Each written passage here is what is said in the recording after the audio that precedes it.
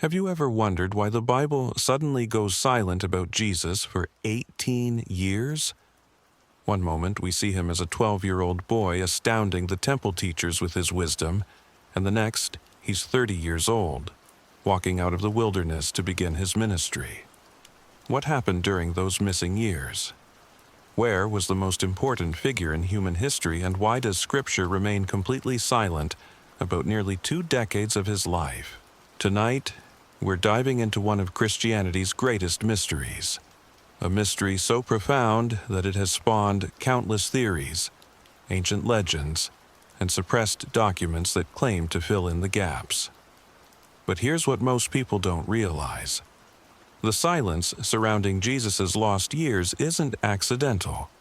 It's not a simple oversight by the gospel writers. There are reasons, deeply rooted in history, theology, and perhaps even deliberate concealment, that explain why these crucial formative years remain hidden from us. What I'm about to share with you will challenge everything you thought you knew about Jesus' early life. We're going to explore theories that have been whispered about for centuries but never fully examined. Ancient manuscripts that describe Jesus traveling to distant lands. Oral traditions speak of a young carpenter who possessed wisdom far beyond his years. Archaeological evidence that might support journeys to places you never imagined. But before we begin this investigation, I need to warn you. What we're about to uncover isn't just historical curiosity. These lost years hold keys to understanding the very nature of Jesus' mission, his divine preparation, and the profound mystery of how God became man. The implications of what happened during those 18 silent years could transform how you see not just Jesus, but the entire Christian story. So if you're ready to dive deep into this ancient mystery, stay with me. Comment 777 if you're prepared to explore what mainstream Christianity has struggled to explain for 2,000 years. And make sure you're subscribed, because what we discover tonight is just the beginning of revelations that will shake the foundation of everything you thought you knew. The mystery begins where the Gospels leave us hanging. Luke chapter 2 gives us that famous account of 12-year-old Jesus in the temple, sitting among the teachers, listening to them and asking questions. Everyone who heard him was amazed at his understanding and his answers. When his parents finally found him after 3 days of frantic searching, Jesus asked them that haunting question that still echoes through history. "Why were you searching for me? Did you not know that I must be in my Father's house?" Then Luke drops this bombshell in verse 52. "And Jesus increased in wisdom and stature, and in favor with God and man. After that, nothing." Complete silence. The next time we encounter Jesus in the Gospels, he's 30 years old, appearing at the Jordan River to be baptized by John. 18 years have vanished without a trace. But here's where it gets interesting. This silence isn't just unusual, it's unprecedented in ancient biographical writing. Think about it. We have detailed accounts of Jesus' birth, complete with angelic announcements, virgin conception, and wise men following stars. We have the dramatic story of his family's flight to Egypt and return to Nazareth. We even have that remarkable temple incident when he was 12. Then, suddenly, the gospel writers who documented miracles, parables, and conversations in meticulous detail go completely silent for nearly 2 decades. Why would the most important figure in human history disappear from the historical record during what should have been his most formative years? These would have been the years when he transitioned from boy to man, when he would have learned his trade, when he would have been preparing for the mission that would change the world forever. Yet we know nothing about his education, his travels, his relationships, or his spiritual development during this crucial period. The traditional explanation that most churches offer is surprisingly simple, almost dismissive. They tell us Jesus was just living a quiet life in Nazareth, working as a carpenter alongside his father Joseph, waiting for the appointed time to begin his ministry. They suggest there's nothing significant to report, nothing worth documenting, just an ordinary Jewish young man living an ordinary life in an ordinary village. But does that explanation really satisfy you?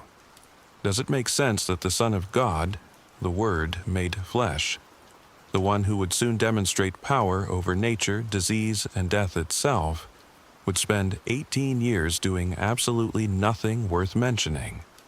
Does it align with everything else we know about Jesus' life and mission? Consider what was happening in the world during those lost years. The Roman Empire was at its height, with roads connecting every corner of the known world. Trade routes stretched from Britain to India, from Scandinavia to Africa.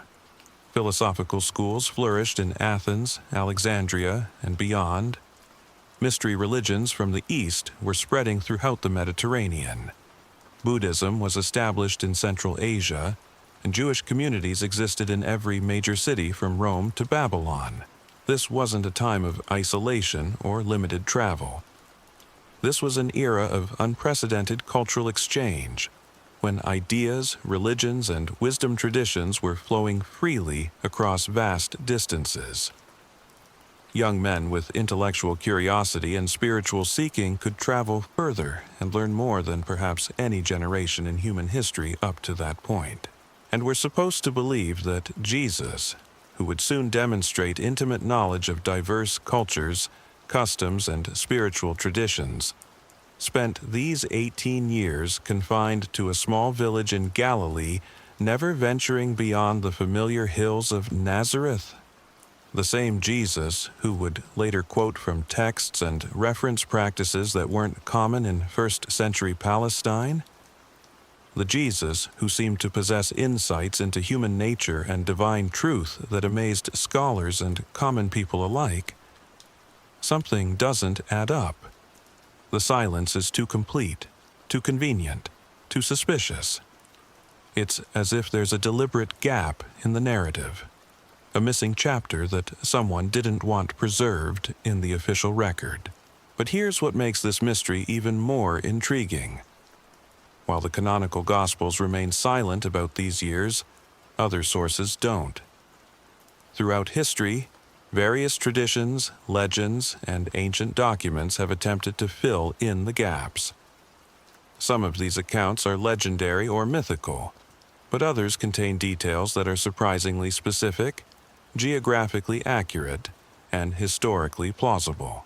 These alternative sources describe a young Jesus who was far from inactive during his missing years. They speak of extensive travels, advanced education, spiritual initiations, and encounters with wise teachers from various traditions. They describe a period of intensive preparation that would explain how a carpenter's son from Nazareth emerged at age 30, with wisdom, authority, and spiritual power that astonished everyone who encountered him. Now, I know what some of you are thinking. These alternative accounts aren't in the Bible, so they can't be trusted. They're just later legends or fabrications designed to sensationalize Jesus' story. And you're right to be cautious. Many of these sources are indeed questionable, written centuries later by people with various theological or political agendas. But here's what we need to consider. The absence of these accounts from the canonical scriptures doesn't automatically make them false. The process by which certain texts were included in the Bible and others excluded was complex, political, and sometimes controversial. Many early Christian writings that were considered authoritative by some communities were ultimately rejected by the councils that determined the biblical canon. Could it be that accounts of Jesus' lost years were deliberately suppressed? Could there have been theological or political reasons why early church leaders preferred to keep these years shrouded in mystery?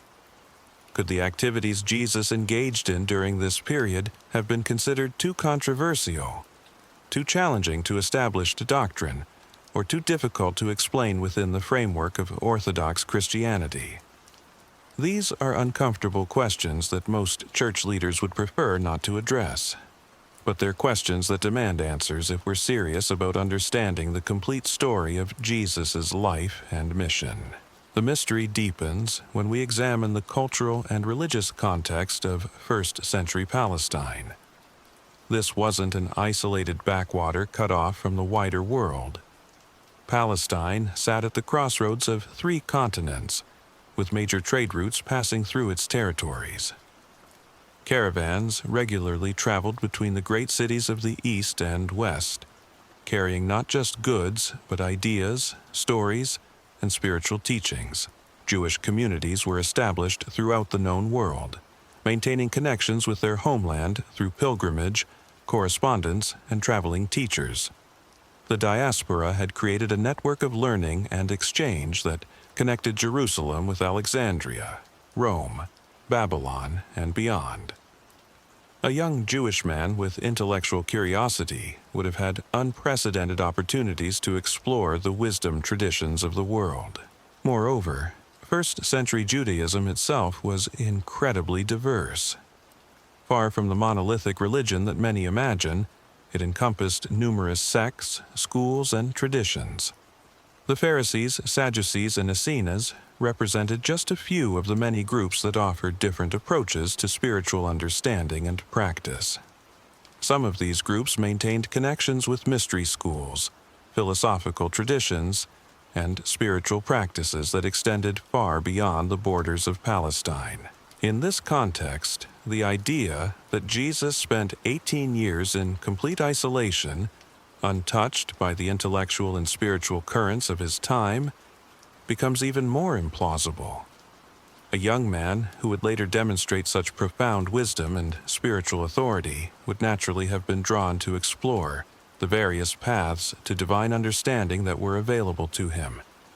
But if Jesus did travel, if he did study with various teachers, if he did engage with different wisdom traditions during his lost years, why would this information be excluded from the gospel accounts?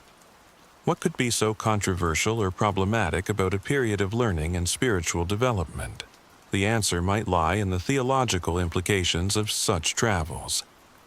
If Jesus learned from human teachers, if he studied existing wisdom traditions, if he built upon philosophical and spiritual foundations that already existed, what would that say about his divinity?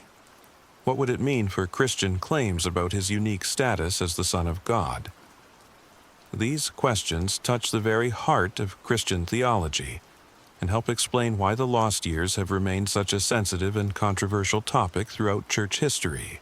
The official Christian position has generally been that Jesus possessed divine knowledge from birth, that his wisdom and authority came directly from his divine nature rather than from any human learning or experience.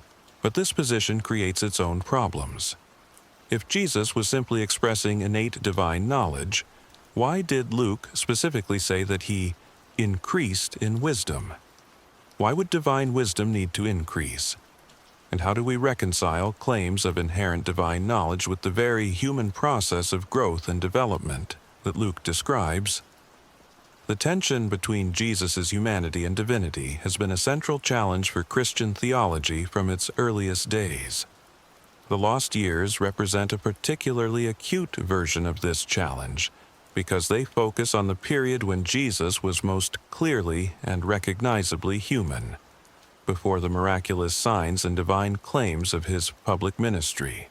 Could it be that the silence surrounding these years reflects not just historical gaps in documentation, but theological discomfort with the implications of what happened? Could the missing years contain evidence of a more human Jesus, one who learned and grew and developed his understanding through experience and teaching rather than simply manifesting divine knowledge? As we continue our investigation into this mystery, we'll explore the various theories that have emerged to explain these lost years. We'll examine ancient documents that claim to preserve memories of Jesus' travels and studies. We'll look at archaeological evidence that might support or refute these claims. And we'll consider what the implications might be if even some of these alternative accounts contain elements of truth. But I want to prepare you for what we might discover. The evidence we'll examine doesn't fit neatly into traditional theological categories. It challenges both skeptical dismissals of Jesus as a purely mythical figure and the orthodox claims about his divine nature. What emerges is a picture of Jesus that is simultaneously more human and more extraordinary than either extreme position suggests. The young man who emerges from 18 years of silence at the Jordan River carries with him knowledge, wisdom, and spiritual authority that can't be easily explained by a simple village upbringing. His teachings demonstrate familiarity with ideas and practices from various wisdom traditions. His parables draw on imagery and concepts that suggest broad cultural exposure. His spiritual techniques and healing methods show similarities to practices found in diverse religious traditions. How did a carpenter's son from a small Galilean village acquire such diverse knowledge and spiritual sophistication? The conventional explanation simply doesn't hold up under scrutiny. And as we dig deeper into this mystery, we discover that there are multiple ancient sources that claim to know exactly where Jesus was and what he was doing during those 18 missing years. But here's where things get interesting. These sources don't just offer vague legends or mystical stories. They provide specific geographical details, cultural observations, and historical references that can be checked against archaeological and historical evidence. Some of these accounts describe journeys that would have been not just possible, but relatively common for young Jewish men of Jesus' social class and intellectual curiosity. One of the most persistent and detailed traditions places Jesus in India during at least part of his lost years. Now, before you dismiss this as impossible or far-fetched, consider the historical context. Trade routes between the Roman Empire and India were well established by the 1st century. Jewish merchants and communities existed in major Indian cities. The journey, while long and challenging, was not unprecedented. The tradition of Jesus in India isn't just found in obscure modern sources. References to it appear in ancient texts, oral traditions preserved by various religious communities, and even architectural inscriptions that predate the spread of conventional Christianity to those regions. Tibetan manuscripts speak of a young man named Isa, who arrived from the West and studied in Buddhist monasteries. Hindu traditions describe a teacher who came from Palestine and engaged with their scholars and holy men. What makes these accounts particularly intriguing is their consistency across different cultures and traditions that had no apparent contact with each other. Independent sources from Tibet, Kashmir, and southern India all describe encounters with a young teacher from the Holy Land who possessed extraordinary wisdom and spiritual insight. The details they provide about his appearance, his teachings, and his journey show remarkable similarities, despite being preserved by completely different religious and cultural traditions. But India isn't the only destination proposed for Jesus' travels. Other ancient sources describe journeys to Egypt, where he allegedly studied in the mystery schools of Alexandria. This city was the intellectual capital of the ancient world, home to the great library and centers of learning that attracted students from across the known world.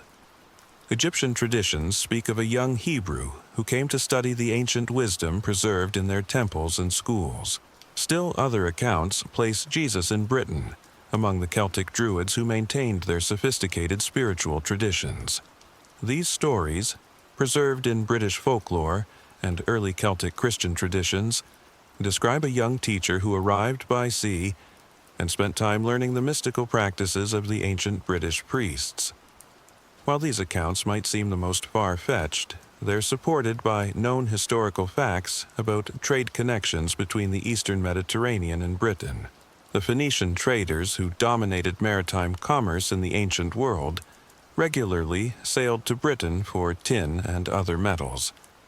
Jewish merchants often traveled with these expeditions, and it wouldn't have been unusual for a young man seeking wisdom to join such a journey. The Druids were renowned throughout the ancient world for their knowledge of astronomy, medicine, and spiritual practices. A seeker of divine wisdom would naturally have been drawn to learn from them. What's remarkable about all these different traditions is that they don't contradict each other.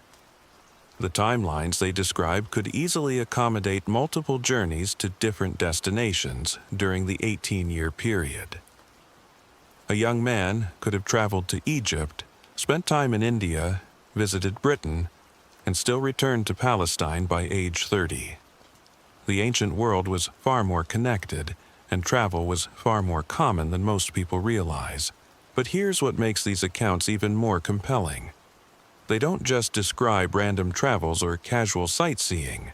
They consistently portray Jesus as actively seeking out teachers, engaging with different wisdom traditions, and undergoing various forms of spiritual training and initiation. These aren't stories of a tourist or casual wanderer. They describe someone on a deliberate quest for understanding, someone preparing himself for a mission he already knew awaited him. The Indian traditions, for example, describe Jesus studying meditation techniques, learning about karma and reincarnation, and engaging in deep philosophical discussions with Buddhist and Hindu teachers. But they also consistently portray him as maintaining his distinct identity and mission. He learns from these traditions without being absorbed into them. He gains wisdom without losing his unique calling. The Egyptian accounts describe similar patterns. Jesus allegedly studied the mystery teachings preserved in the temples, learned about the ancient wisdom of the pharaohs, and engaged with the philosophical schools of Alexandria. But again, he's portrayed as a learner who maintains his own distinct perspective and purpose. What's particularly fascinating is how these various accounts describe Jesus' teaching style during his travels. They consistently portray him as someone who not only learned from others, but also taught and impressed his instructors with insights and understanding that seemed to come from beyond normal human wisdom. Even as a student, he was recognized as possessing unusual spiritual authority and divine connection. This pattern actually aligns perfectly with what we see in the canonical Gospels. When Jesus begins his public ministry at age 30, he immediately demonstrates teaching abilities that amaze crowds and confound religious authorities. He speaks with authority, unlike the scribes and Pharisees. He demonstrates knowledge and wisdom that can't be explained by conventional rabbinical training. Could it be that this authority and wisdom were developed and refined during years of study and practice with various teachers across the ancient world? Could the confidence and spiritual power Jesus displays during his public ministry be the result of intensive preparation and training, rather than simply the manifestation of innate divine knowledge? These questions bring us to one of the most controversial implications of the lost years mystery. If Jesus did spend these years learning from various wisdom traditions, what does that tell us about the nature of his teachings and his mission? How many of the concepts, practices, and insights that we consider uniquely Christian actually have roots in older wisdom traditions that Jesus encountered during his travels? When we examine Jesus' teachings closely, we find concepts and practices that do indeed have parallels in various ancient wisdom traditions. The Golden Rule appears in different forms across multiple cultures and religions. Meditation and contemplative prayer practices similar to those Jesus taught can be found in Hindu, Buddhist, and Egyptian traditions. Even some of Jesus' parables and teaching methods show similarities to techniques used by teachers in different wisdom schools. This doesn't diminish the uniqueness or power of Jesus' message. Instead, it suggests that he may have been divinely guided to synthesize and fulfill the deepest truths found across human spiritual seeking. Rather than bringing completely foreign concepts to humanity, he may have been gathering and perfecting the scattered fragments of divine truth that had been preserved in various traditions throughout the world. This understanding actually makes Jesus' mission more remarkable, not less so. It suggests that God's plan for human redemption involved not just the incarnation of divine truth, but the careful preparation of that incarnation through engagement with all the ways humanity had been seeking divine understanding. Jesus didn't come to replace human wisdom with alien concepts, but to fulfill and perfect the deepest longings and insights of the human heart. But if this interpretation is correct, why would early Christian leaders want to suppress or ignore accounts of Jesus' travels and studies? The answer lies in the theological and political challenges these accounts created for the developing church. First, there were theological concerns about Jesus' divinity. If Jesus learned from human teachers, if his wisdom was developed through study and practice, what did that say about claims that he was the eternal Word of God made flesh? How could divine wisdom be acquired through human means? Second, there were political concerns about the uniqueness of Christianity. If Jesus' teachings drew from various existing wisdom traditions, what made Christianity superior to other religious paths? How could the church claim exclusive access to divine truth if Jesus himself had learned from multiple sources? Third, there were practical concerns about authority and control. If Jesus had validated the wisdom found in other traditions through his own study and practice, what authority did Christian leaders have to condemn or suppress those same traditions? How could they maintain institutional control if people believed that divine truth could be found through multiple paths? These concerns help explain why accounts of Jesus' travels and studies were gradually marginalized and eventually excluded from Orthodox Christian teaching. It was simpler and more politically advantageous to maintain that Jesus possessed complete divine knowledge from birth and needed no human instruction or preparation. But this sanitized version of Jesus' story comes at a cost. It makes his humanity more theoretical than real. It suggests that his growth in wisdom was somehow different from normal human development. And it implies that the 18 years of silence contain nothing worth knowing or learning from. As we continue our investigation into this mystery, we need to consider what evidence might support or refute these alternative accounts of Jesus' lost years. Are there archaeological discoveries that might confirm ancient travel routes or cultural connections? Are there textual parallels that might indicate cross-cultural influence? Are there historical records that might preserve independent confirmation of these traditions? The answers to these questions are more complex and more fascinating than you might expect. Archaeological discoveries over the past century have repeatedly confirmed that the ancient world was far more connected than previously thought. Trade routes, cultural exchanges, and religious interactions were more extensive and more sophisticated than historians once believed. Excavations in India have uncovered evidence of regular contact with the Roman world during the 1st century. Coins, pottery, and other artifacts demonstrate active trade relationships. Jewish communities are documented in major Indian cities from this period. The infrastructure for the journeys described in these traditions definitely existed. Similarly, archaeological work in Egypt has confirmed the cosmopolitan nature of Alexandria during this period. Students and teachers from across the known world gathered there to study and exchange ideas. The mystery schools and philosophical academies described in various accounts were real institutions with documented histories.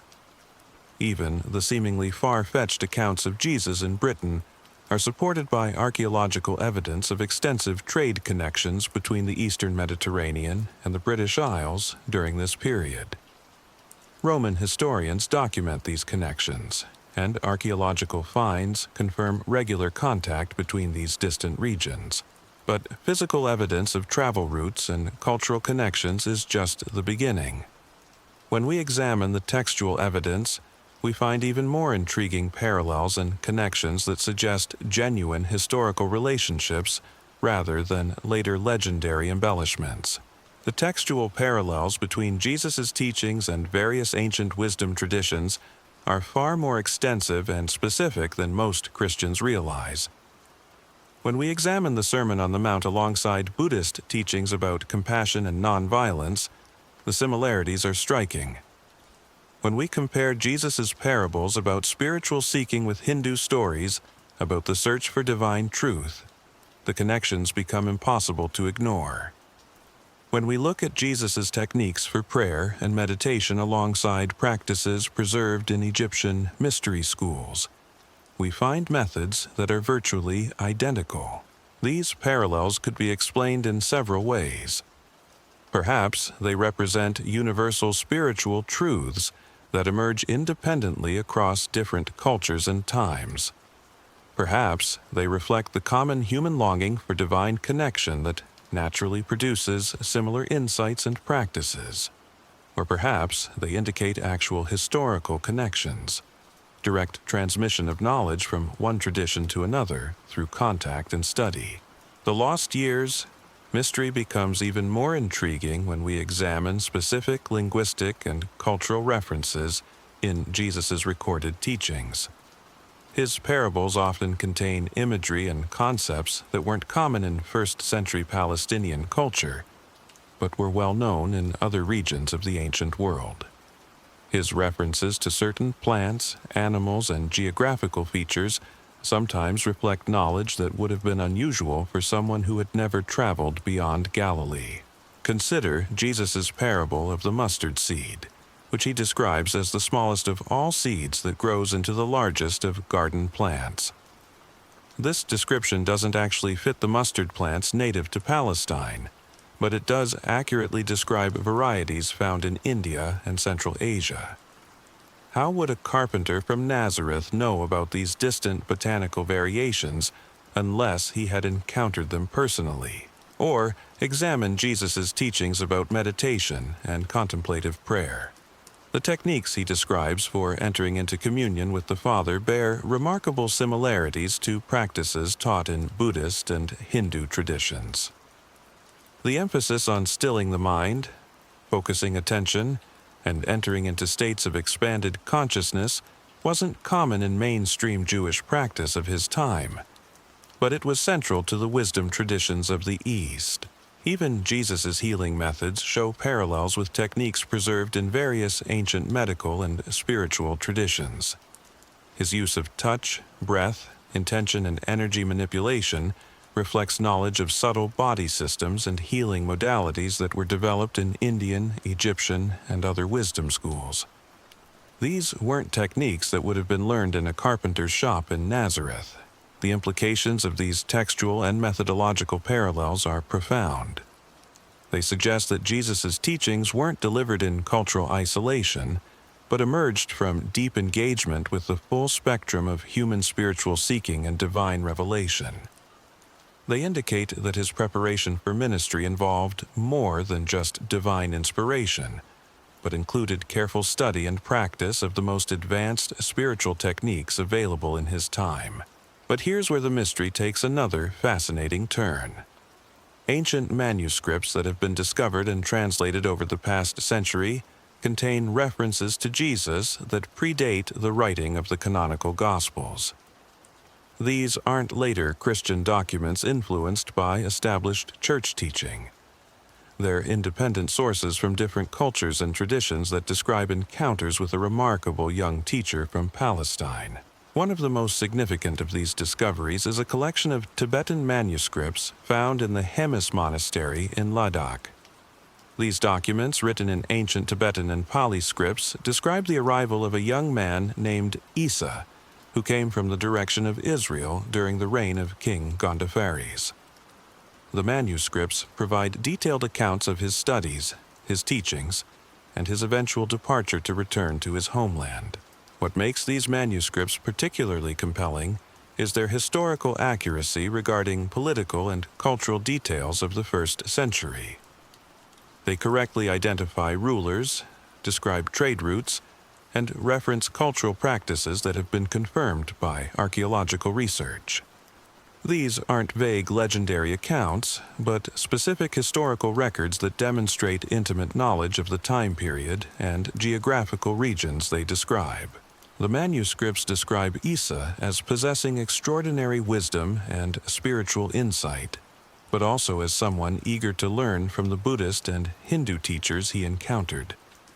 They portray him engaging in philosophical debates, participating in meditation retreats, and studying ancient texts, but they consistently maintain that he retained his distinct identity and mission throughout his time in the East. Perhaps most remarkably, these manuscripts describe Isa's teachings during his time in India, and these teachings show clear parallels with sayings and parables that appear in the canonical Gospels. This suggests either that these manuscripts preserve genuine historical memories of Jesus' travels, or that they represent an incredibly sophisticated later fabrication based on detailed knowledge of Christian teaching. The scholarly consensus has generally favored the fabrication theory, arguing that these manuscripts were created centuries later by people familiar with Christian doctrine who wanted to create legendary connections between their traditions and Jesus. But this explanation faces several significant challenges that have become more apparent as our understanding of ancient history and culture has improved. First, the manuscripts contain cultural and historical details that wouldn't have been available to later fabricators. They describe customs, practices, and geographical features with an accuracy that suggests first-hand knowledge rather than legendary embellishment. They reference political figures and events that have only been confirmed by modern archaeological research. Second, the manuscripts were discovered in remote locations where Christian influence was minimal or non-existent. The Tibetan documents were found in a monastery that had no known contact with Christian missionaries or teaching. The idea that Buddhist monks would create elaborate fabrications about Jesus for unknown purposes seems less plausible than the possibility that they preserved genuine historical memories. Third, similar accounts exist in multiple independent sources from different regions and cultures. Hindu traditions in Kashmir describe encounters with a young teacher from the West. Buddhist communities in Central Asia preserve stories of a remarkable student who came from Palestine. These various traditions show consistency in their basic narrative while differing in cultural details and interpretations. The convergence of these independent sources creates what historians call multiple attestation, one of the key criteria for evaluating the reliability of ancient accounts. When different sources that had no apparent contact with each other tell similar stories, it suggests that they may be preserving memories of actual historical events rather than creating fictional narratives. But even if we accept that some of these accounts might preserve genuine historical memories, we still face the challenge of evaluating their theological implications. What would it mean for Christian understanding of Jesus if he did spend years studying with teachers from various wisdom traditions? How would this affect claims about his divine nature and the uniqueness of his message? These questions have been debated by scholars and theologians for centuries, often with more heat than light. Conservative Christians tend to reject any suggestion that Jesus learned from human teachers, seeing this as diminishing his divine status. Liberal scholars sometimes use these accounts to argue that Jesus was simply a wise teacher who synthesized existing religious ideas rather than bringing divine revelation. But both of these extreme positions miss the deeper theological significance of what these accounts might actually reveal. If Jesus did engage with various wisdom traditions during his lost years, it doesn't diminish his divine nature or reduce him to merely human status.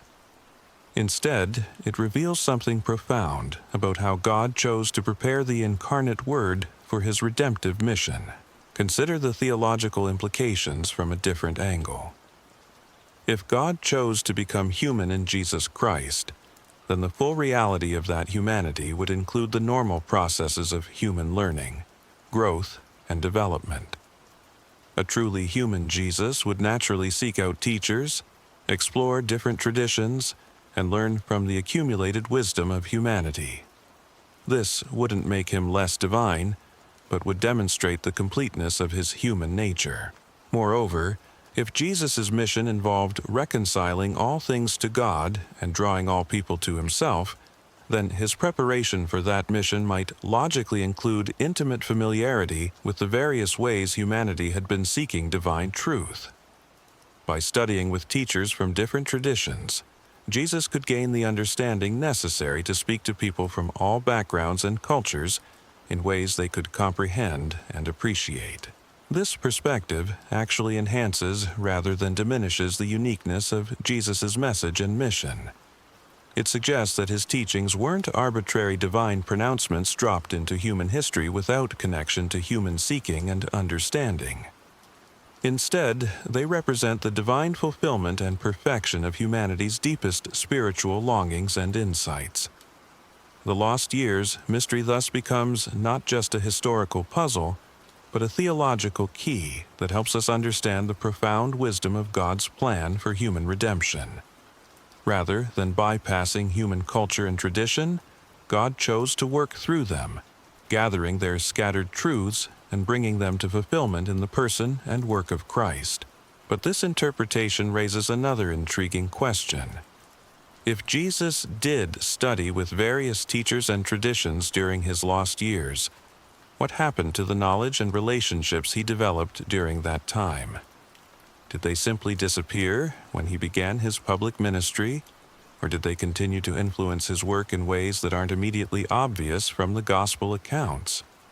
When we examine the structure and progression of Jesus' ministry, we find patterns that suggest ongoing connections with the wisdom traditions he may have encountered during his travels. His teaching methods, his approach to spiritual development, and his techniques for training disciples all show sophistication that goes beyond what we might expect from someone with purely local religious education. Jesus' use of parables, for example, reflects teaching techniques that were common in Eastern wisdom traditions, but less prevalent in first-century Palestinian Judaism. His emphasis on direct spiritual experience over doctrinal knowledge aligns with approaches found in various mystical traditions. His methods for developing spiritual insight in his disciples show similarities to techniques used in different schools of spiritual development. Even more intriguingly, some scholars have noted that Jesus' post-resurrection appearances and teachings show characteristics that align with advanced spiritual practices found in various wisdom traditions. The ability to appear and disappear at will, to manifest in different forms, and to communicate directly with consciousness rather than just through physical senses are all described in texts from different mystical schools. This doesn't suggest that Jesus was simply demonstrating human spiritual techniques, but rather that his divine nature worked through and perfected the highest possibilities of human spiritual development. If he had indeed studied and mastered various wisdom traditions during his lost years, his resurrection would represent not the abandonment of that learning, but its transformation and fulfillment. The implications of this understanding extend far beyond theological speculation into practical questions about Christian life and practice. If Jesus did engage with various wisdom traditions and found value in their insights and techniques, what does that suggest about how Christians should approach other religious and spiritual paths? The traditional Christian position has often been one of rejection or condemnation of non-Christian spiritual practices. But if Jesus himself studied and learned from various traditions, if he found truth and value in their teachings and methods, then perhaps Christians should approach other wisdom paths with more openness and discernment, rather than blanket rejection. This doesn't mean that all spiritual paths are equally valid, or that Christianity offers no unique truth, but it might suggest that God's truth has been scattered throughout human culture and tradition in ways that can be gathered and fulfilled, rather than simply replaced or destroyed.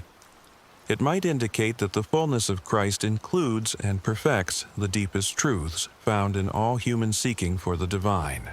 As we continue exploring this mystery, we need to consider what modern discoveries and research methods might tell us about the historical reality behind these ancient accounts. Archaeological techniques, linguistic analysis, and historical research have all advanced dramatically in recent decades. New discoveries continue to shed light on the ancient world and the connections between different cultures and traditions. Satellite imagery has revealed ancient trade routes and settlement patterns that confirm the extensive connections between different regions of the ancient world. Carbon dating and other scientific techniques have validated the age and authenticity of various manuscripts and artifacts. Linguistic analysis has traced the development and transmission of ideas across different cultures and time periods. These modern tools are beginning to provide independent confirmation for many aspects of the ancient accounts we've been examining. They're revealing that the ancient world was far more connected, culturally diverse, and intellectually sophisticated than previous generations of scholars realized. They're demonstrating that travel, trade, and cultural exchange were more common and more extensive than the simplified narratives of earlier historical writing suggested. But perhaps most importantly, these modern discoveries are showing us that the silence surrounding Jesus' lost years is becoming increasingly difficult to maintain in the face of accumulating evidence. Too many independent sources, too many cultural parallels, too many historical connections are emerging for us to simply dismiss the possibility that something significant happened during those 18 years. The question is no longer whether Jesus could have traveled and studied during his lost years. The historical evidence clearly demonstrates that such travels were not only possible, but relatively common for young men of his social class and intellectual curiosity. The question now is whether we're prepared to accept the theological implications of what such travels might mean for our understanding of Jesus and his mission. These implications challenge comfortable assumptions on all sides of the theological spectrum. They suggest that Jesus was more fully human than some conservative Christians want to admit, while simultaneously indicating that his divine mission was more comprehensive and sophisticated than some liberal scholars are willing to acknowledge. The lost years mystery is forcing us to grapple with the full implications of the incarnation in ways that previous generations may have avoided. If God truly became human in Jesus Christ, then that humanity must have included all the normal processes of human development, learning, and growth. But if Jesus was also truly divine, then his human learning and development must have been guided and directed toward the fulfillment of a cosmic mission that transcended any merely human understanding. The 18 years of silence thus become not an embarrassing gap in the historical record, but a crucial period of preparation that helps explain how a carpenter's son from Nazareth could emerge at age 30, with the wisdom, authority, and spiritual power that characterized his public ministry. They represent the hidden foundation upon which his visible mission was built, the intensive preparation that made possible the 3 years of teaching, healing, and ultimate sacrifice that changed the world forever. But what if the evidence for Jesus' travels during his lost years goes beyond ancient manuscripts and oral traditions?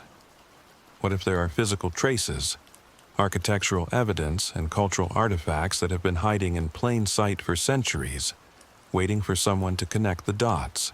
Recent archaeological discoveries in regions across Asia have uncovered inscriptions, carvings, and architectural features that some researchers believe may be connected to Jesus' presence during his missing years.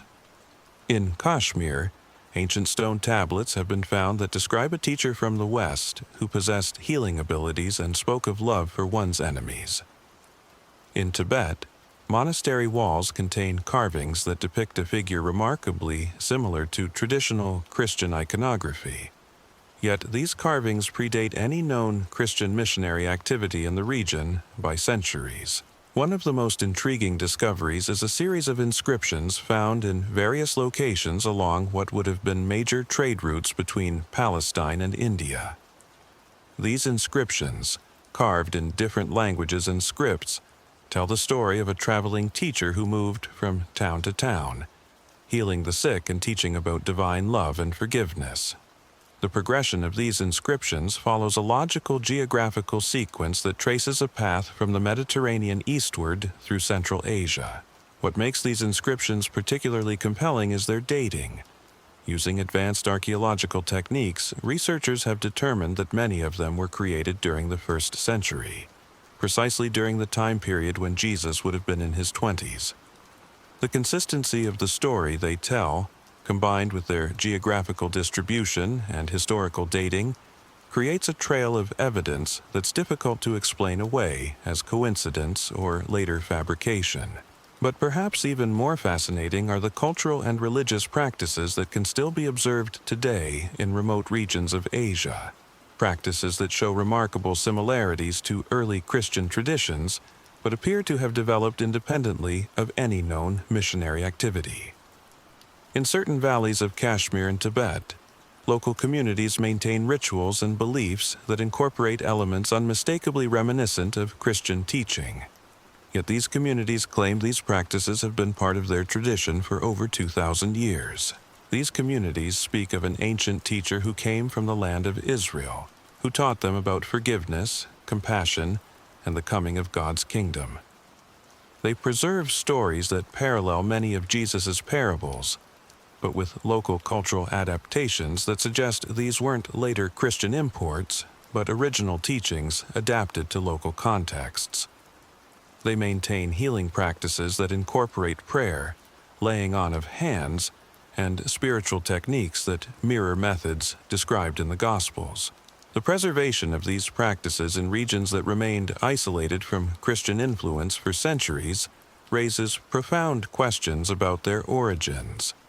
How could communities that had no contact with Christianity develop religious practices so similar to early Christian traditions? How could they preserve stories that parallel Jesus' teachings unless those stories originated from actual historical contact? Linguistic analysis adds another layer to this mystery. Researchers studying ancient languages and dialects have discovered that certain Aramaic words and phrases appear in religious texts from various Asian traditions, words that wouldn't normally be expected in those linguistic contexts.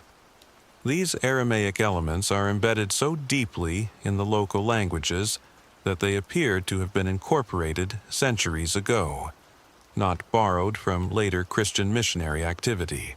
Some of these Aramaic elements appear in prayers and religious formulas that are central to local spiritual practices. They're not peripheral additions or obvious foreign imports, but integral components of indigenous religious expression.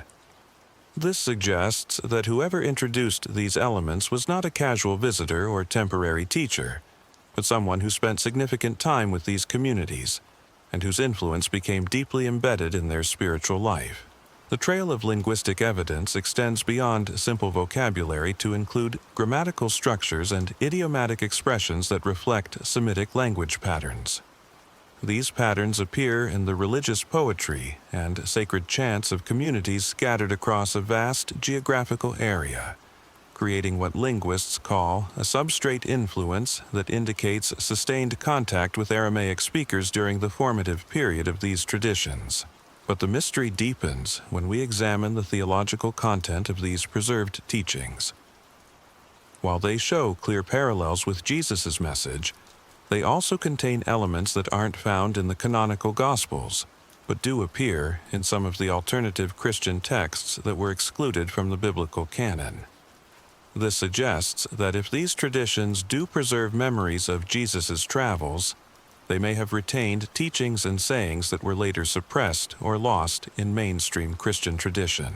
These preserved teachings often emphasize themes of universal compassion, direct spiritual experience, and the fundamental unity underlying apparent religious differences. They speak of a divine presence that transcends cultural and religious boundaries, working through all sincere seekers regardless of their specific practices or beliefs. They describe spiritual techniques for experiencing divine reality directly, without dependence on institutional mediation or doctrinal conformity.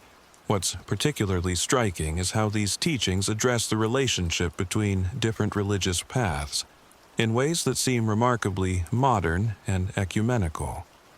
They speak of truth being scattered throughout various traditions like seeds that will eventually grow together into a unified understanding. They describe different religious practices as different languages for communicating with the same divine source. They envision a future when the barriers between traditions will dissolve as people recognize their common spiritual essence.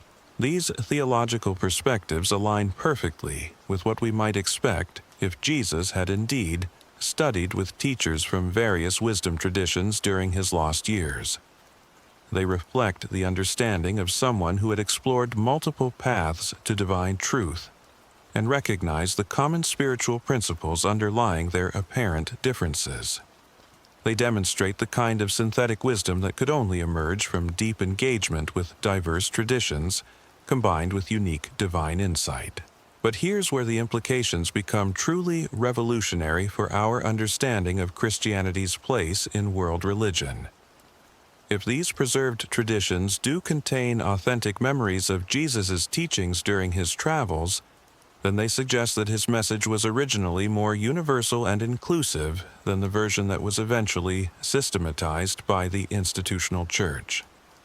This doesn't mean that Christianity lacks unique truth or divine authority.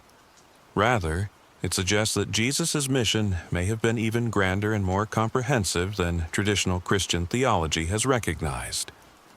Instead of coming to establish one religion among many, he may have come to gather and fulfill the spiritual treasures that God had scattered throughout all human seeking for divine truth. This perspective transforms how we understand Jesus' famous declaration that he came not to destroy, but to fulfill. Perhaps this fulfillment extended beyond just Jewish law and prophecy to include the deepest insights and practices of all wisdom traditions. Perhaps his mission involved not replacing human spiritual seeking, but bringing it to completion and perfection. The implications extend far beyond academic theology into practical questions about religious dialogue, missionary activity, and interfaith relations. If Jesus himself engaged respectfully and appreciatively with various wisdom traditions, if he found value in their insights and techniques, then Christians today might need to reconsider approaches that emphasize conversion and replacement rather than dialogue and mutual enrichment. This doesn't mean abandoning Christian distinctives or accepting religious relativism. The unique claims about Jesus' death and resurrection, his role as mediator between God and humanity, and his authority as divine Savior remain central to Christian faith.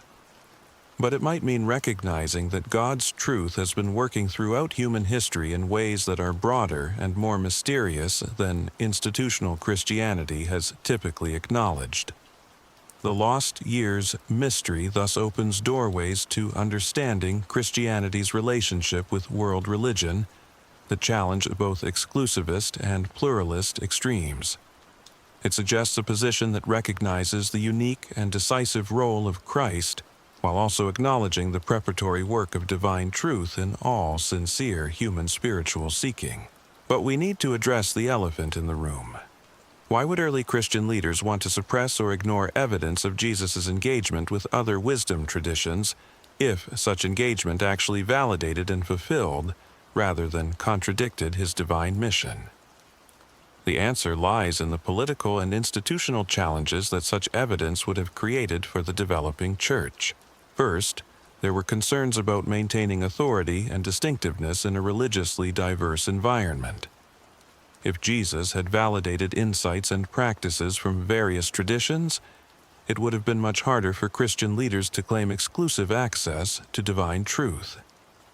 It would have complicated efforts to establish clear boundaries between Christian and non-Christian practices. It would have made conversion less urgent and institutional authority less absolute. Second, there were theological concerns about explaining Jesus' divinity in ways that could be understood and accepted by converts from various backgrounds. The idea that the divine Son of God needed to learn from human teachers created conceptual problems that were easier to avoid than to resolve. It was simpler to present Jesus as possessing complete divine knowledge from birth than to explain how divine and human knowledge could be integrated through a process of learning and development. Third, there were practical concerns about maintaining unity and coherence in rapidly growing Christian communities. If different groups of Christians began incorporating practices and insights from their pre-Christian backgrounds, claiming validation from Jesus' own example, it could have led to a proliferation of diverse Christian expressions that would have been difficult to coordinate and control.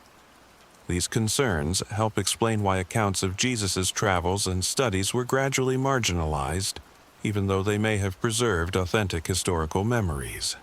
The institutional needs of the developing church took precedence over historical completeness and theological complexity. But the cost of this simplification has become apparent in Christianity's subsequent relationship with world religion and culture. By presenting Jesus as having no significant contact with other wisdom traditions, Christianity developed an unnecessarily antagonistic relationship with the very cultures and traditions that may have contributed to his preparation for ministry. This antagonism has hindered rather than helped Christian mission and witness throughout history.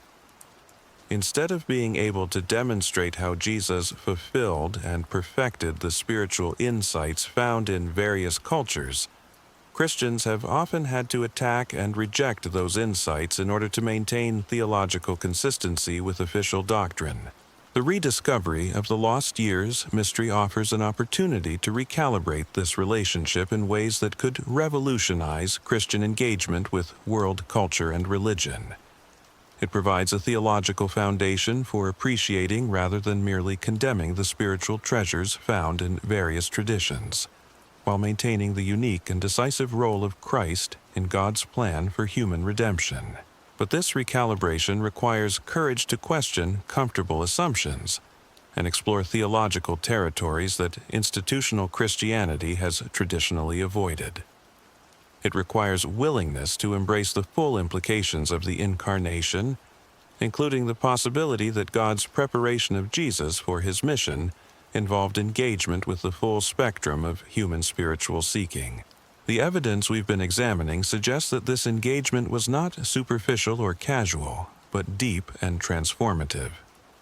The young man who disappeared into silence at age 12 and emerged at age 30 with unprecedented spiritual authority had been changed by his encounters with the wisdom of the world.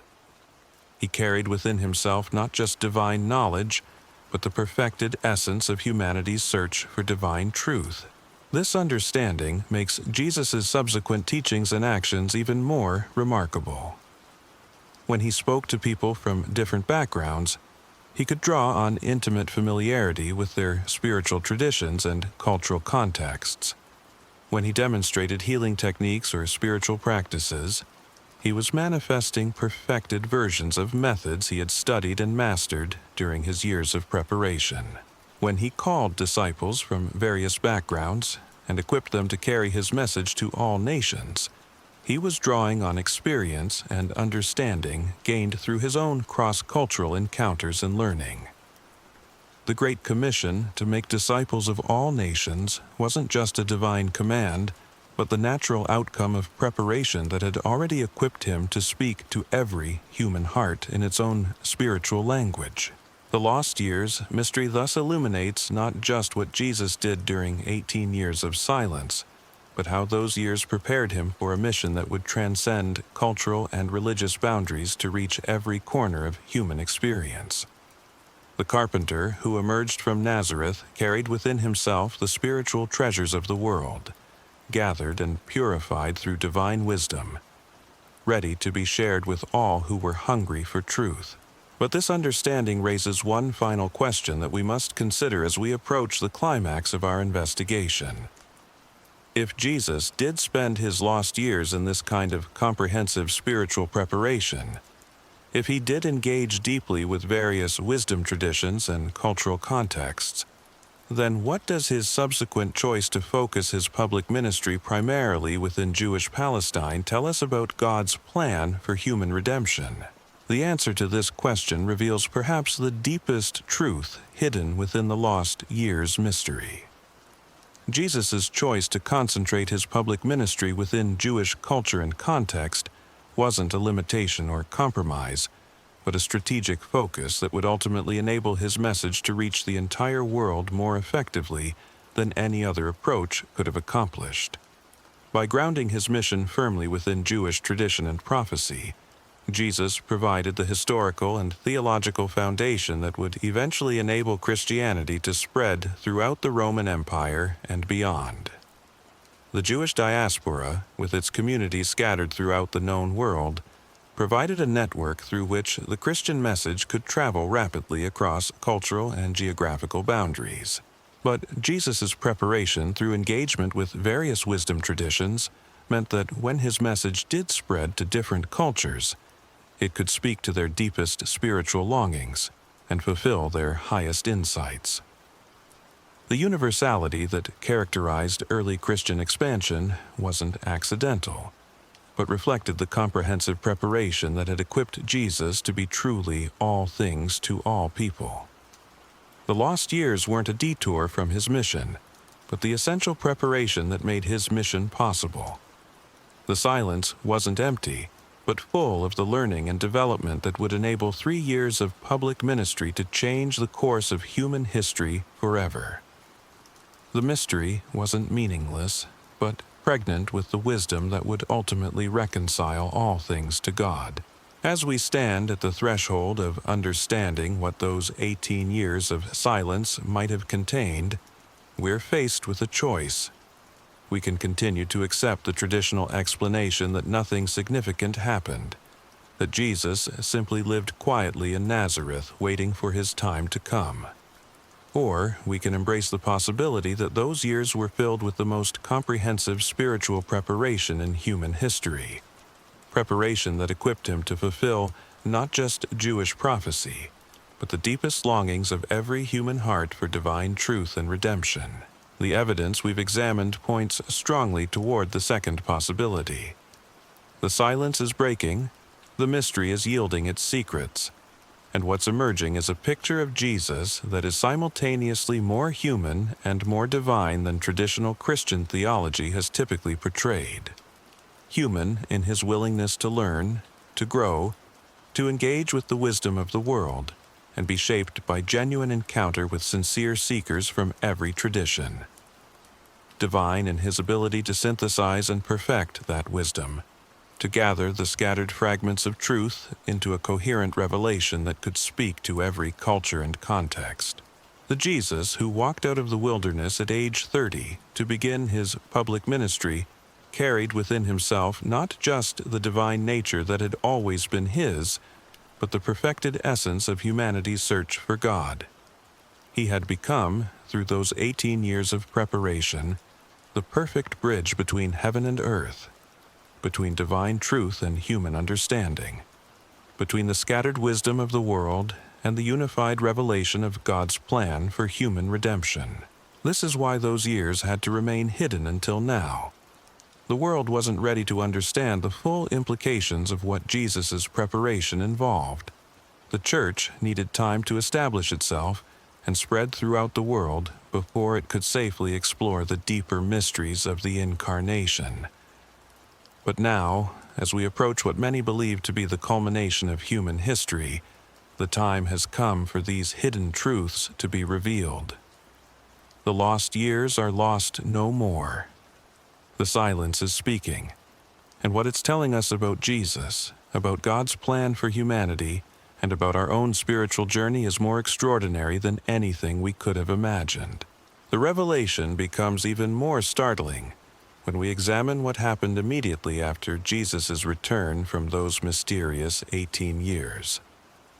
The Gospels describe his baptism by John as the moment when the Holy Spirit descended upon him and the Father's voice declared him the beloved Son. But what if this wasn't the beginning of Jesus' divine consciousness, but rather the public confirmation of a spiritual transformation that had been unfolding throughout his hidden years?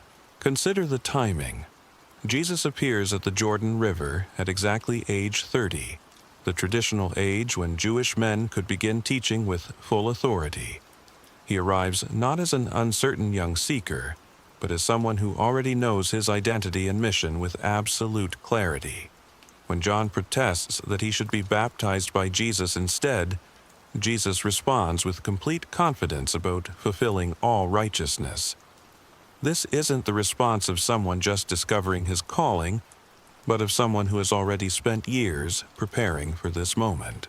The temptation in the wilderness that immediately follows provides another crucial clue about what Jesus had learned during his lost years. When Satan tempts him with worldly power, Jesus doesn't respond with naive idealism or theoretical theology. He demonstrates sophisticated understanding of spiritual warfare, quoting scriptures with precision and rejecting temptations with the wisdom of someone who has already wrestled with these fundamental questions about power, purpose, and divine will. But here's what makes this even more remarkable. The specific temptations Jesus faces in the wilderness mirror challenges that spiritual seekers encounter in various wisdom traditions around the world. The temptation to use spiritual power for personal comfort, the temptation to test divine protection through reckless actions, and the temptation to gain worldly influence through compromise are universal tests described in mystical literature from many cultures. Jesus' responses demonstrate not just knowledge of Jewish scripture, but understanding of these universal spiritual principles that transcend any single religious tradition. His ability to navigate these temptations with such clarity and authority suggests preparation that went far beyond what he could have gained from studying in the synagogues of Galilee. This was the wisdom of someone who had encountered and mastered the deepest challenges of spiritual development across multiple traditions. The transformation becomes even more apparent when we examine how Jesus begins his public ministry. He doesn't start with tentative teaching or gradual development of his message. From his very first public appearance, he demonstrates complete mastery of spiritual principles, healing techniques, and teaching methods that astound everyone who encounters him. The crowds are amazed not just by what he says, but by the authority with which he speaks. This authority wasn't just charismatic presence or natural leadership ability. It was the confidence that comes from years of intensive preparation and spiritual development. Jesus spoke as one who had explored every avenue of human spiritual seeking and found the ultimate truth that unified and transcended them all. He taught as one who had encountered the deepest questions of existence and discovered answers that satisfied both mind and heart.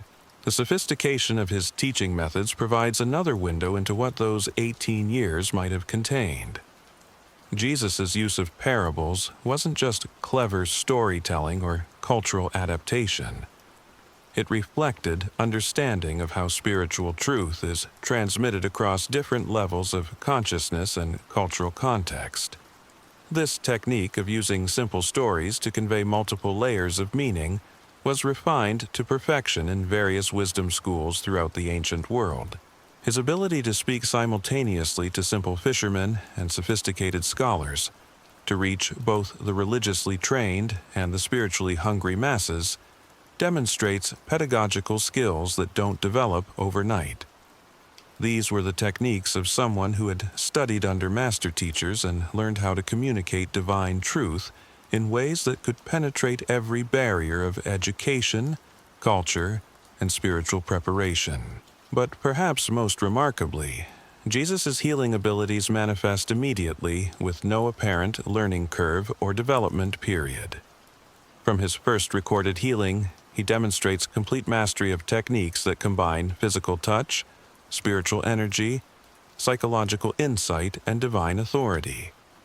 These weren't skills he was developing as he went along, but capabilities he had already perfected through years of study and practice. The variety of his healing methods suggests familiarity with multiple therapeutic traditions. Sometimes he uses touch, sometimes spoken commands, sometimes symbolic actions with physical elements like clay and spittle. Sometimes he heals from a distance. Sometimes he requires faith from the recipient. Sometimes he works despite apparent unbelief. This flexibility and sophistication points to someone who had studied healing arts from various sources and integrated them into a comprehensive understanding of how divine power works through human instrumentality. Even more intriguing is Jesus' understanding of what we might call energy systems or spiritual anatomy. His healings often address not just physical symptoms, but underlying spiritual and psychological conditions. He demonstrates awareness of how emotional, mental, and spiritual factors contribute to physical illness in ways that parallel insights found in ancient medical traditions from various cultures. When he tells the paralyzed man that his sins are forgiven before healing his physical condition, he's revealing understanding of connections between spiritual and physical health that was central to holistic healing traditions throughout the ancient world. When he speaks of faith as the key to healing, he's describing energy dynamics that were taught in mystery schools and wisdom traditions across many cultures. The timing and sequence of Jesus' public ministry also suggests careful preparation and strategic planning. He doesn't begin with the most challenging teachings or the most dramatic demonstrations of power. Instead, he builds his reputation and following gradually, introducing concepts and practices in an order that maximizes understanding and acceptance. This pedagogical progression reflects the wisdom of someone who understands how human consciousness develops and how transformative ideas can be introduced most effectively. It's the approach of a master teacher who has studied how revelation unfolds in human experience and learned to work with natural patterns of spiritual growth and development. The selection and training of his disciples provides another glimpse into knowledge gained during the hidden years. Jesus doesn't choose his followers randomly or simply based on their religious background. He selects individuals with specific characteristics and capabilities that complement each other and serve the larger mission he envisions. This suggests understanding of group dynamics, leadership development, and organizational principles that goes far beyond what he could have learned in a carpenter's shop. His methods for training these disciples draw on techniques found in various wisdom schools and spiritual communities. The combination of teaching, demonstration, practical experience, and graduated responsibility reflects sophisticated understanding of how spiritual knowledge is transmitted and how individuals develop the capacity to carry on a transformative mission. But what makes Jesus' approach unique isn't just the techniques he uses, but how he adapts and perfects them for his specific purpose. He takes methods that were developed in various traditions and transforms them into tools for communicating the gospel of God's kingdom. He demonstrates how divine truth can work through human learning and cultural wisdom to accomplish purposes that transcend any single tradition or approach. This synthesis becomes particularly apparent in his approach to prayer and spiritual practice. Jesus teaches methods for connecting with divine reality that show influences from various contemplative traditions while maintaining their own distinctive character. His emphasis on solitude, silence, and intimate communion with the Father reflects practices that were cultivated in monastic and mystical communities throughout the ancient world. Yet, his approach to prayer isn't just borrowed from existing traditions. It represents a transformation and perfection of contemplative practice that makes divine communion accessible to ordinary people living in the world. He demonstrates how the highest spiritual practices can be adapted for fishermen and tax collectors, for busy mothers and working men, for anyone who genuinely seeks to know God. The Lord's Prayer itself reflects this synthetic wisdom. Its structure and content show parallels with prayer forms found in various ancient traditions, yet it expresses uniquely Christian understanding of God's nature and humanity's relationship to divine reality. It's simultaneously universal enough to speak to any sincere seeker and specific enough to convey the distinctive message of God's kingdom. But perhaps the most profound evidence of Jesus' preparation during the lost years appears in his understanding of suffering and sacrifice. When he begins speaking about his coming death and resurrection, he doesn't approach these topics as abstract theological concepts. He demonstrates deep understanding of how divine love works through suffering to accomplish redemption, understanding that could only come from years of wrestling with the deepest questions of human existence and divine purpose. His willingness to embrace the cross wasn't just obedience to divine command or acceptance of prophetic inevitability. It was the choice of someone who understood, from extensive study and experience, how transformation occurs through sacrifice, how love proves itself through suffering, and how divine purposes are accomplished through apparent defeat. This understanding permeates his entire approach to ministry. He doesn't avoid suffering or seek to minimize the cost of discipleship. Instead, he explains how suffering can become redemptive when embraced with proper understanding and motivation. He teaches his followers how to find meaning and purpose in difficulties that would otherwise seem meaningless or destructive. These insights reflect wisdom that was preserved in various spiritual traditions, but had never been fully integrated or perfectly expressed. Jesus' teaching about suffering and sacrifice represents the culmination of humanity's search for understanding, about why a good God permits evil, and how divine love can triumph through apparent defeat. The geographical scope of Jesus' later ministry also suggests preparation that extended beyond Palestine. His references to places, peoples, and customs from various regions demonstrate familiarity that goes beyond casual knowledge or second-hand reports. When he speaks about the Queen of Sheba, the men of Nineveh, or the widow of Zarephath, he does so with the understanding of someone who has encountered similar stories and situations in his own experience. His ability to communicate effectively with people from different cultural backgrounds during his ministry points to preparation that included extensive cross-cultural experience. When he encounters the Samaritan woman, the Syrophoenician woman, or the Roman centurion, he demonstrates understanding of their cultural contexts and spiritual needs that enables him to minister to them with remarkable effectiveness. This cross-cultural competence wasn't just divine omniscience transcending human limitations. It was the fruit of years spent learning how God's truth could be communicated across cultural and religious boundaries. It was the wisdom gained through extensive experience with how different peoples understand spiritual reality and respond to divine invitation. The mystery of the lost years thus illuminates not just what Jesus did during 18 years of silence, but how those years prepared him for a ministry that would transcend every limitation of culture, tradition, and human understanding. The young man who emerged from obscurity at age 30 had been transformed through comprehensive preparation into someone capable of bridging every gap between divine truth and human need. But this preparation came at a cost that we're only beginning to understand.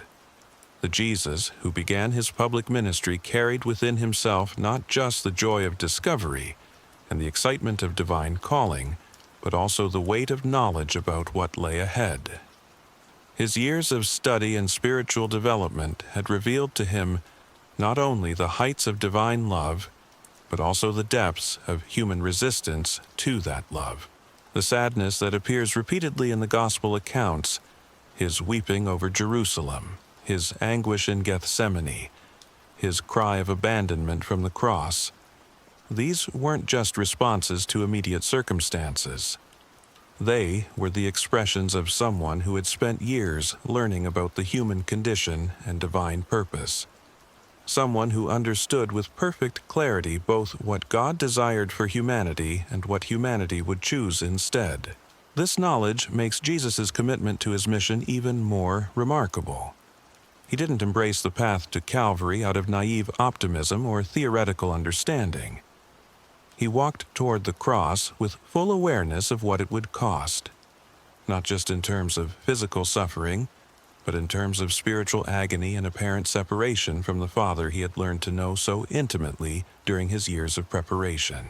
The lost years mystery reveals that Jesus' sacrifice wasn't just the offering of an innocent life, but the gift of someone who had explored every avenue of human wisdom and spiritual seeking, who had discovered the ultimate truth about divine love, and who chose to pour out that accumulated wisdom and understanding for the redemption of a world that would largely reject both him and his message.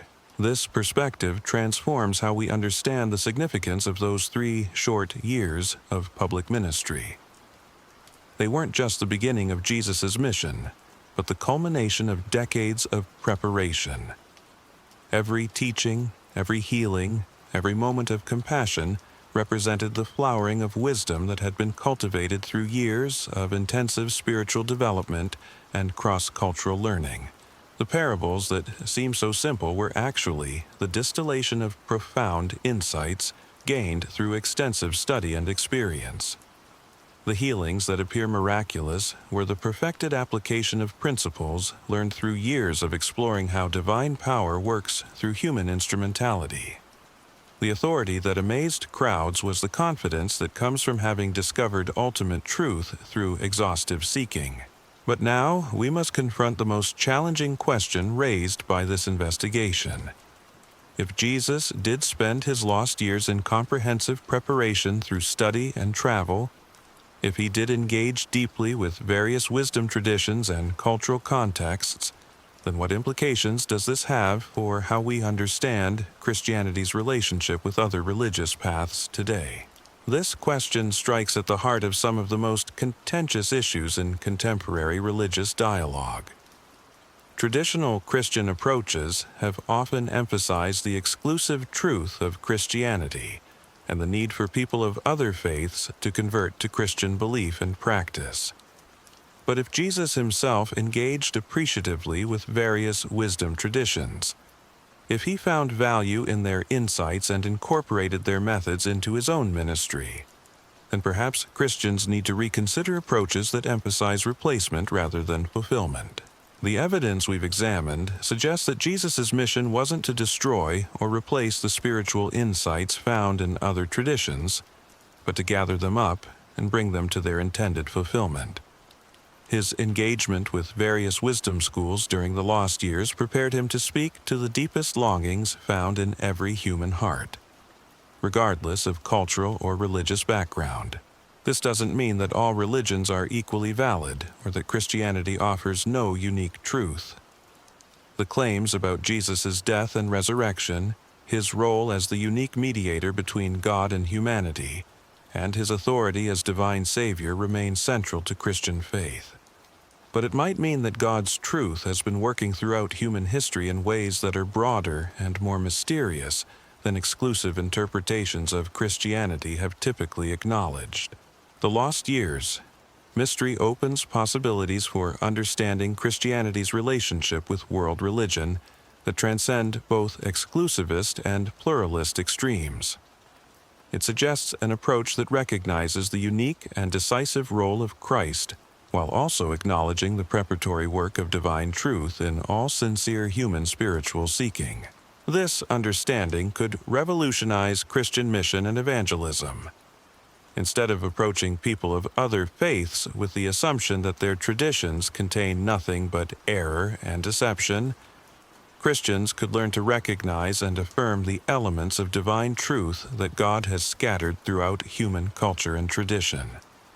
The goal would still be to introduce people to the fullness of truth found in Christ, but the method would involve building on rather than destroying the spiritual foundations that God has already established in their hearts.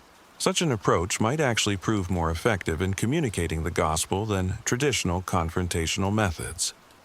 When people sense that their deepest spiritual insights and experiences are being validated rather than condemned, when they discover that Christ fulfills rather than contradicts their sincere seeking for divine truth, they're more likely to respond with openness rather than defensiveness. This doesn't require compromising the distinctive claims of Christianity or accepting religious relativism.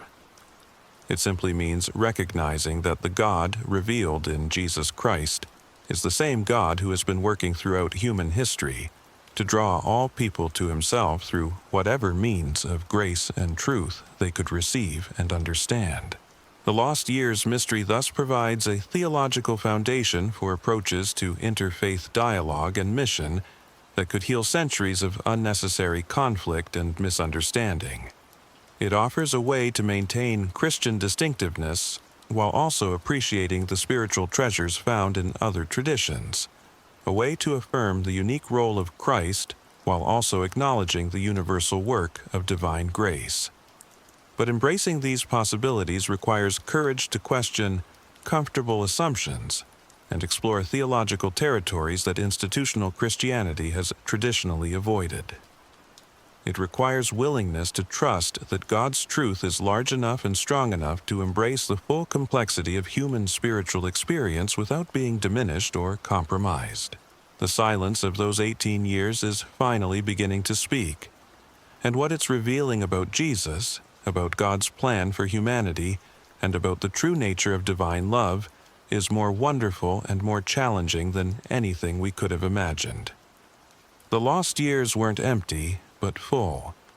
The mystery wasn't meaningless, but pregnant with the wisdom that would ultimately reconcile all things to God. As we stand at the threshold of understanding what those crucial formative years might have contained, we're faced with a choice that will determine not just how we interpret ancient history, but how we live out our faith in the modern world. We can cling to simplified narratives that protect us from theological complexity, or we can embrace the fuller truth that emerges when we're willing to follow the evidence wherever it leads. The evidence points toward a Jesus who was more comprehensively prepared, more culturally sophisticated, and more universally relevant than traditional Christian teaching has typically portrayed. A Jesus who spent 18 years in intensive preparation for a mission that would speak to every human heart in its own spiritual language. A Jesus whose authority came not just from divine nature, but from the perfect integration of divine truth with the deepest insights of human wisdom. This is the Jesus who walked out of the wilderness at age 30, carrying within himself not just the love of God, but the perfected understanding of how that love could be communicated to every culture, every tradition, and every sincere seeker after divine truth. The carpenter from Nazareth had become something far more profound than anyone could have imagined, the perfect bridge between heaven and earth, between divine revelation and human understanding, between the scattered wisdom of the world and the unified truth of God's redemptive love. The lost years, mystery is revealing its secrets, and those secrets are transforming our understanding of who Jesus was, what he accomplished, and what his mission means for every person who has ever sought to know divine truth. The silence is breaking, the mystery is yielding, and what's emerging is more extraordinary than anything we dared to hope. The implications of what we've discovered tonight extend far beyond historical curiosity or theological debate. They reach into the very heart of what it means to follow Christ in a world where divine truth has been scattered like seeds across every culture and tradition. If Jesus himself spent those crucial 18 years gathering the wisdom of nations, learning from teachers across the ancient world, and integrating their insights into his divine mission, then what does that mean for us today? Consider the profound shift this understanding brings to how we approach our own spiritual journey. We've been conditioned to think of Christian growth as something that happens in isolation, confined within the boundaries of church walls and biblical study. But what if Jesus' example during those lost years shows us a different path? What if authentic spiritual development requires the same kind of openness to divine truth wherever it appears, the same willingness to learn from unexpected sources, the same courage to venture beyond familiar territory in search of deeper understanding? The young Jesus, who disappeared into 18 years of silence, didn't retreat from the world to avoid contamination. He engaged with it more fully than perhaps any person in history, exploring every avenue where human hearts had sought divine truth. He emerged not corrupted by this engagement, but enriched and equipped in ways that enabled him to speak to every human longing with perfect understanding and compassion. This model challenges the fortress mentality that has characterized much of Christianity throughout history. Instead of building walls to keep foreign influences out, Jesus spent his formative years breaking down barriers to let divine truth flow freely between traditions. Instead of condemning what he found in other wisdom schools, he gathered their insights and brought them to fulfillment in ways that honored both their original intent and their ultimate purpose. But here's what makes this revelation so personally transformative. If Jesus needed 18 years of comprehensive preparation to fulfill his mission, how much more do we need to invest in deep spiritual development and cultural understanding to fulfill ours? The lost years aren't just ancient history. They're a roadmap for anyone serious about making a meaningful impact in our interconnected world. Think about the challenges facing humanity today: climate change, poverty, conflict, disease, injustice. These aren't problems that can be solved by people who only understand one perspective or speak one spiritual language. They require the kind of comprehensive wisdom that comes from engaging deeply with the full spectrum of human insight and divine revelation. They need people who, like Jesus, have taken time to understand how truth manifests across different cultures and contexts. The urgency becomes even more apparent when we consider the current state of religious dialogue and interfaith relations. Despite centuries of missionary activity and theological development, Christianity often struggles to communicate effectively with people from other backgrounds. Could it be that we've been trying to share a truncated version of Jesus' message, one that lacks the cultural bridges and universal insights he spent 18 years developing? The evidence we've examined tonight suggests that Jesus' original approach to ministry was far more inclusive and culturally sophisticated than what many Christian institutions have preserved and transmitted. His ability to speak to Samaritans and Romans, to Pharisees and tax collectors, to educated scribes and simple fishermen, wasn't just divine omniscience bypassing human limitations. It was the fruit of years spent learning how divine truth could be communicated across every barrier of culture, education, and spiritual preparation. What would happen if Christians today took seriously the example of those 18 years? What if instead of approaching interfaith dialogue from positions of superiority or suspicion, we came with the same openness to learning that characterized Jesus' lost years? What if we sought to understand how God has been working in other traditions, not to compromise our faith, but to discover how Christ fulfills and perfects the spiritual longings found in every human heart? This doesn't mean abandoning Christian distinctives or accepting that all paths lead to the same destination. The unique claims about Jesus' death and resurrection, his role as the mediator between God and humanity, his authority as divine Savior, these remain central and non-negotiable. But it might mean recognizing that the foundation for understanding and accepting these truths has been prepared by God throughout human history in ways we've barely begun to appreciate.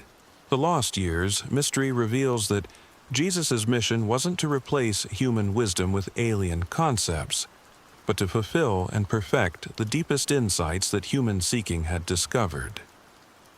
He didn't come as a stranger to human culture, but as someone who had immersed himself so completely in that culture that he could speak to its highest aspirations and transform its noblest dreams into eternal reality. This understanding transforms evangelism from conquest to completion. Instead of approaching people with the message that everything they've believed is wrong, we can come with the good news that everything they've truly longed for has been fulfilled in Christ. Instead of demanding that they abandon their cultural and spiritual heritage, we can show them how Christ brings that heritage to its intended glory. But embracing this approach requires something that many Christians find deeply challenging. It requires humility It requires the willingness to admit that we might not have understood the full scope of Jesus' mission or the complete implications of his message. It requires openness to learning from people whose spiritual journeys have taken different paths, even as we maintain confidence in the ultimate destination we've discovered in Christ. The 18 years of silence are teaching us that spiritual authority doesn't come from isolation or ignorance of alternatives. It comes from comprehensive engagement that leads to deeper understanding and greater compassion.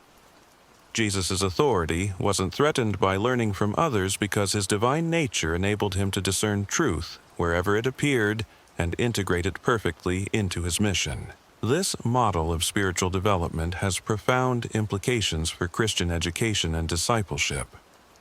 Instead of protecting young believers from exposure to other ideas and traditions, perhaps we should be encouraging them to engage more deeply with the full spectrum of human wisdom, confident that authentic divine truth will prove itself through such engagement rather than being undermined by it. The lost years suggest that mature faith isn't faith that has never been challenged, but faith that has been tested through comprehensive exploration and has emerged stronger and more compassionate. It's not faith that fears other perspectives, but faith that can learn from them while maintaining its distinctive identity and mission. Consider what this means for how we prepare Christian leaders and missionaries. Instead of sending them out with narrow theological training and cultural ignorance, what if we equipped them with the same kind of comprehensive preparation that Jesus undertook during his 18 years of silence? What if they spent time learning from the wisdom traditions of the cultures they would serve? Not to compromise their message, but to understand how that message could be communicated most effectively. The evidence we've examined suggests that this was precisely Jesus' approach. His effectiveness in ministry wasn't despite his engagement with other traditions during the lost years, but because of it. He could speak to Greek philosophical concepts because he understood Greek philosophy. He could address Roman concerns about authority because he understood Roman culture. He could fulfill Jewish expectations because he had studied Jewish prophecy alongside the wisdom of the nations. But here's where the implications become truly revolutionary for individual Christian living. If Jesus needed 18 years of preparation to fulfill his mission effectively, what does that tell us about the importance of spiritual formation in our own lives? How seriously are we taking the development of wisdom, compassion, and cultural understanding that authentic ministry requires? The lost years weren't a delay in Jesus' mission. They were the foundation that made his mission possible. The silence wasn't empty waiting, but intensive preparation. The mystery wasn't meaningless, but pregnant with the comprehensive understanding that would enable 3 years of public ministry to change the world forever. This perspective challenges the instant gratification mentality that characterizes much of modern Christianity. We want immediate results, quick fixes, and simple solutions. But Jesus' example suggests that meaningful impact requires extended preparation, deep study, and patient development of wisdom and understanding. It requires the humility to learn and the courage to engage with ideas and perspectives that challenge our assumptions. The revelation of what those 18 years might have contained isn't just changing how we understand Jesus' preparation.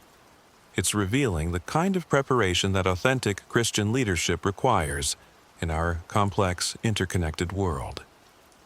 It's showing us that surface-level faith and narrow theological training aren't adequate for the challenges we face or the opportunities before us.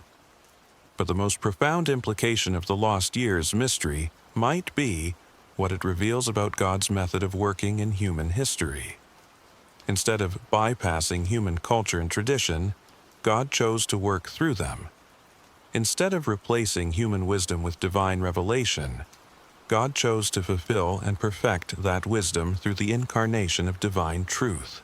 This suggests that God's approach to human redemption is far more comprehensive and culturally sensitive than we've typically recognized. It indicates that divine grace has been working throughout human history in ways that prepare hearts and minds to receive the ultimate revelation found in Christ. It reveals a God who respects human seeking and honors human wisdom even while transcending and transforming it. The lost years show us that the incarnation wasn't just God becoming human in a general sense, but God becoming comprehensively human, engaging fully with every aspect of human experience and spiritual seeking. Jesus didn't just take on human nature, he took on human learning, human development, and human cultural engagement. He became fully human in ways that included the normal processes of education, growth, and cultural adaptation. This complete incarnation is what enabled Jesus to become the perfect bridge between divine truth and human understanding. He could speak to every culture because he had engaged with multiple cultures. He could address every spiritual longing because he had explored the various ways humans seek divine connection. He could fulfill every prophetic promise because he understood how those promises had been anticipated and prepared for throughout human history. The implications extend into how we understand biblical interpretation and theological development. If Jesus' own understanding was enriched through engagement with various wisdom traditions, then perhaps our interpretation of his teachings needs to be informed by similar breadth of cultural and spiritual understanding. Perhaps the fuller meaning of his message only emerges when we understand how it speaks to and fulfills the spiritual insights found across human culture and tradition. This doesn't mean that the Bible is insufficient or that Christian revelation is incomplete. It means that the richness of biblical truth becomes more apparent when we understand the full context of human spiritual seeking into which it was spoken.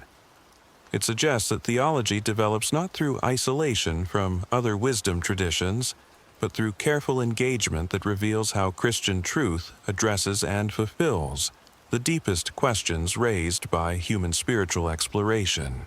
The lost years mystery is thus opening doorways to theological understanding that could revolutionize how Christians engage with scholarship, interfaith dialogue, and cultural analysis.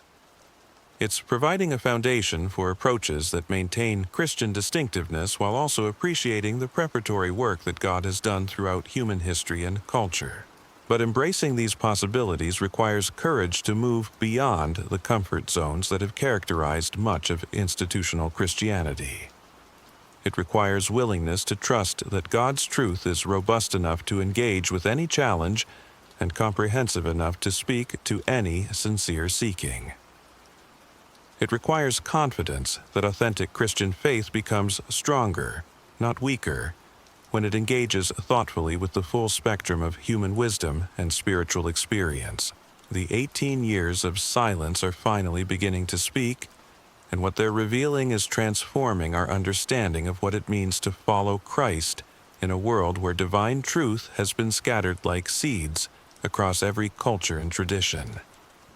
They're showing us that authentic Christian maturity requires the same kind of comprehensive preparation that Jesus undertook, the same openness to learning, the same commitment to understanding how divine truth can be communicated across every barrier of culture and spiritual preparation.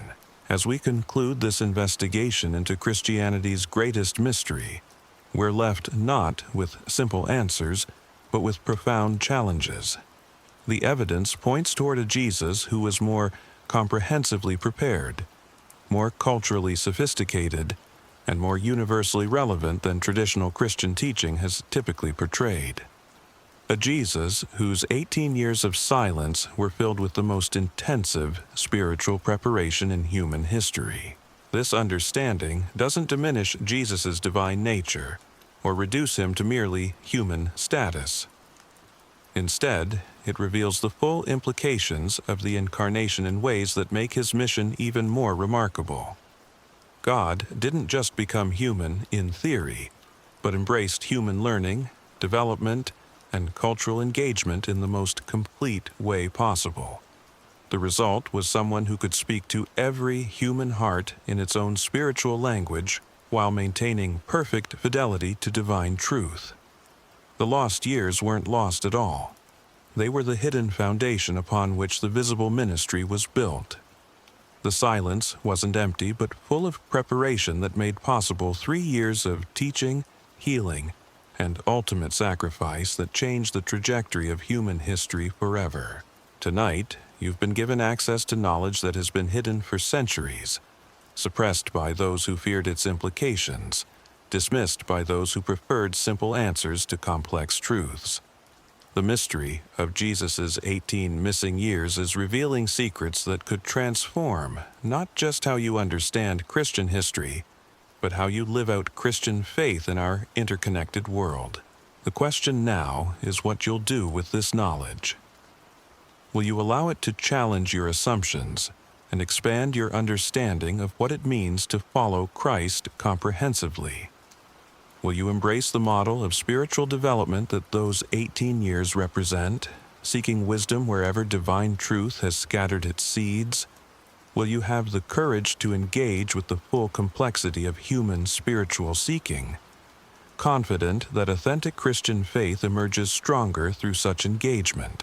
The lost years mystery has been solved, but the implications of that solution are just beginning to unfold. What we've discovered about Jesus' preparation is showing us what authentic Christian formation requires in our time. The 18 years of silence are calling us to our own seasons of deep preparation, comprehensive learning, and cultural engagement. The carpenter who emerged from Nazareth at age 30 had been transformed through those hidden years into something far more profound than anyone could have imagined.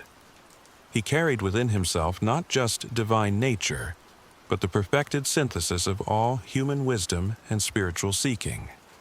He had become the ultimate bridge between heaven and earth, between divine truth and human understanding, between the scattered fragments of wisdom and the unified revelation of God's redemptive love. This is the Jesus who calls us to follow him today. Not just the Jesus of the 3-year ministry, but the Jesus of the 18-year preparation. Not just the divine Savior, but the comprehensive human who shows us what authentic spiritual development looks like in a world where God's truth has been planted in every culture and tradition. The silence has been broken. The mystery has yielded its secrets. What emerges is more extraordinary than anything we dared to imagine, and more challenging than anything we've been prepared to embrace. The lost years of Jesus have been found, and they're calling us to lose ourselves in the same kind of comprehensive preparation that authentic Christian living requires. The revelation is complete, but the transformation it calls for has only just begun. The 18 years of silence are no longer silent, and what they're speaking is changing everything we thought we knew about following Christ in a world hungry for divine truth.